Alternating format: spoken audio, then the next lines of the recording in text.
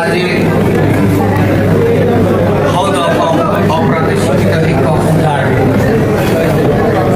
আজিৰ এই আনন্দময় পৰিৱেশৰ সময়ত আকৰ্ষণ অলংকৃত কৰা মাননীয় সভাপতি বৰাচাৰ ডাঙৰীয়া উপস্থিত এলপিৰ পৰা কলেজ লেপটপ ৰবট সকলো ছাৰ বাইদেউ আমাৰ একেবাৰে নিম্ন স্তৰৰ নিম্ন প্ৰাথমিক বিদ্যালয়ৰ শিক্ষক হৈ আপোনালোক সকলোকে ঔদ্যোগিক আন্তৰিক অভিনন্দন ও শুভেচ্ছা জ্ঞাপন কৰিছোঁ। ভাষণ দিবলগীয়া একোৱে নাই, দাবী কৰিবলগীয়া একোৱে নাই, কাৰণ যিমানখিনি দাবী শদিয়াৰ পৰা ধুবুৰী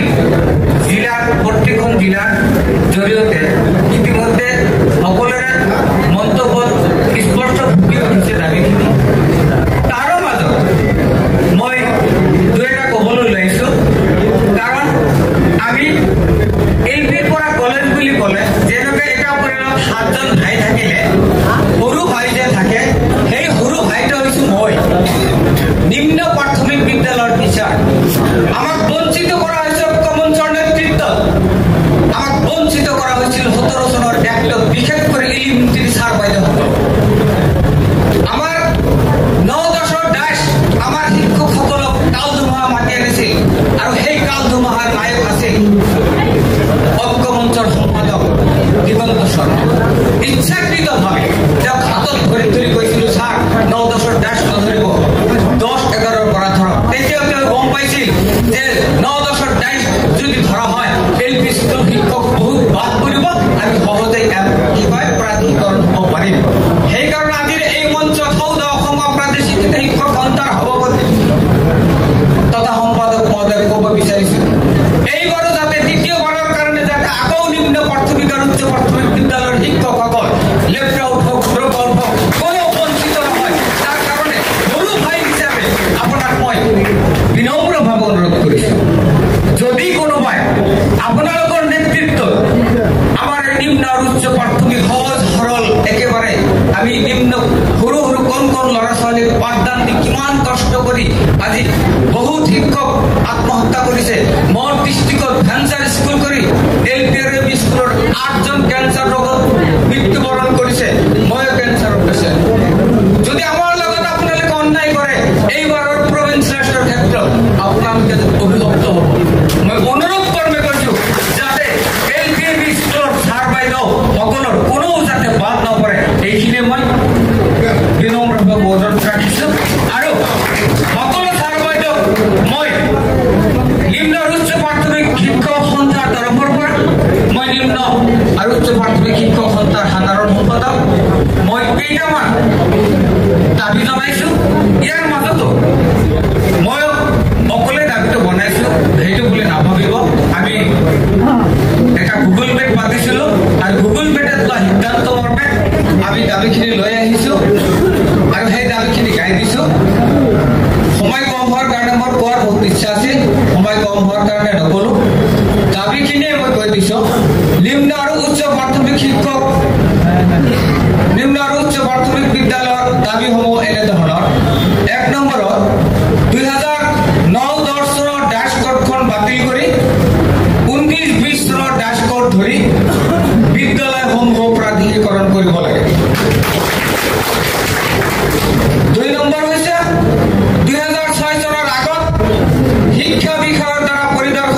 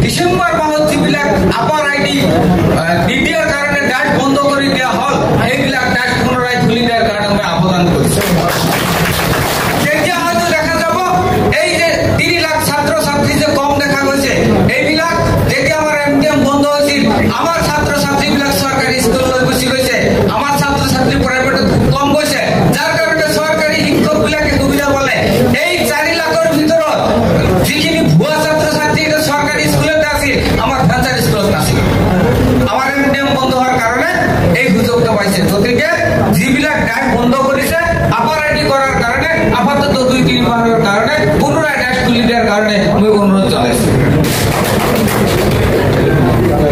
4 নম্বৰত 2021 22 আৰু 23 এই 3 বছৰৰ ভিতৰত 2022 চনৰ ড্যাশবোৰ্ডত থকা ছাত্ৰ ছাত্ৰীৰ সংখ্যা ধৰি প্ৰাধিকৰণৰ আওতালৈ আনিব লাগে নিম্ন আৰু উচ্চ প্ৰাথমিক বিদ্যালয়ৰ যিকোনো জনৰ অনুমতি আৰু স্বীকৃতি থাকিলে সেইখন বিদ্যালয় প্ৰাধিকৰণৰ আওতালৈ আনিব লাগে উচ্চ প্ৰাথমিক বিদ্যালয়ৰ ক্ষেত্ৰত 5+1 আৰু 6+1 পদ ধৰি বিদ্যালয়সমূহ প্ৰাধিকৰণ কৰিব লাগে 7 নম্বৰ ইতিমধ্যে যিসকল শিক্ষক অৱসৰ গ্ৰহণ কৰিলে কিছুমান শিক্ষক আত্মহত্যা কৰিলে আৰু কিছুমান শিক্ষকে চিকিৎসাৰ অভাৱত মৃত্যুবৰণ কৰিলে সেইসকল পৰিয়ালৰ কাৰণে সাহায্য হিচাপে আমাৰ সন্থাৰ তৰফৰ পৰা 10 লাখ টকাৰ দাবী এটা জনাব লাগে আৰু 8 নম্বৰত লেট আউট ড্ৰপ আউটৰ ক্ষেত্ৰত 2021 চনত এখন বিদ্যালয়ত 6জন শিক্ষক আছিল তাত 3জন এলিজিবল হল 3জন আনএলিজিবল হল একেলগে বিদ্যালয় কৰিলো একেলগে ক্লাছ কৰিলো 3জনে চাকৰি পালে 3জন চাকৰি নাপালে এই ক্ষেত্ৰত এই এনেকুৱা ধৰণৰ যিমান শিক্ষক আছে সকলো শিক্ষকৰ চাকৰি বিনা শৰ্তে প্ৰাধিকৰণ মই এইটো দাবী দিব বিচাৰিছো ইতিমধ্যে আমাৰ প্ৰায় সকলো বিদ্যালয়ৰ জিলাৰ ভিতৰত থকা কিছুমান বিদ্যালয়ৰ উপযুক্ত কাৰণ নদখাই হঠাৎ বিদ্যালয়ৰ 2024 চনৰ ডিচেম্বৰ মাহত ড্যাশবোৰ্ড বন্ধ কৰি ৰাখিছে সেই উক্ত বিদ্যালয়ৰ ছাত্ৰ ছাত্ৰীৰ আপাৰ আইডি পূৰণ কৰিব পৰা নাই গতিকে উক্ত বিদ্যালয়ৰ যাতে ড্যাশবোৰ্ডত অতি সোনকালে মুকলি কৰি দিয়ে তেতিয়াহে আপাৰ আইডি পূৰণ কৰিব পাৰিব এইখিনিয়ে মই এলিমেণ্টাৰী তৰফৰ পৰা আমাৰ সৌদ অপ্ৰাদেশিক শিক্ষক সন্থাৰ সভাপতি মহোদয় আমাৰ হৈ যাতে আমাৰ সকলোৰে লাইফ যাতে সাকসেস হয় তাৰ কাৰণে চেষ্টা কৰিব মোৰ বিশ্বাস আছে লগতে মই আৰু এটা কথা ক'ব বিচাৰিছো ধৰ্ণা কাৰ্যসূচী আন্দোলন সন্থা এলিমেণ্টাৰী আমাৰ উদ্দেশ্য কি আমাৰ ধৰ্ণা কি আমাৰ পেশা নেকি সন্থা আমাৰ পেশা নেকি নহয় আমি ধৰ্ণা কৰিছিলো আন্দোলন কৰিছিলো যাৰ কাৰণে আজি চৰকাৰে বাধ্য হৈ আজি আমাৰ বিদ্যালয়ৰ সমস্যাবিলাক মাৰাৰ কাৰণে এটা কমিটি গঠন কৰি দিছে ইয়াৰ পিছতো যদি কোনোবাই যদি আমাৰ সন্থাৰ নামত ধৰ্ণা এইবিলাক কাৰ্যসূচী কৰিব বিচাৰিছে তেনেহ'লে ভাবিব তেওঁলোকে শিক্ষক নহয় তেওঁলোকে ব্যৱসায় ভাবিছে তেওঁলোকক য'তে পাব তাতে অপমান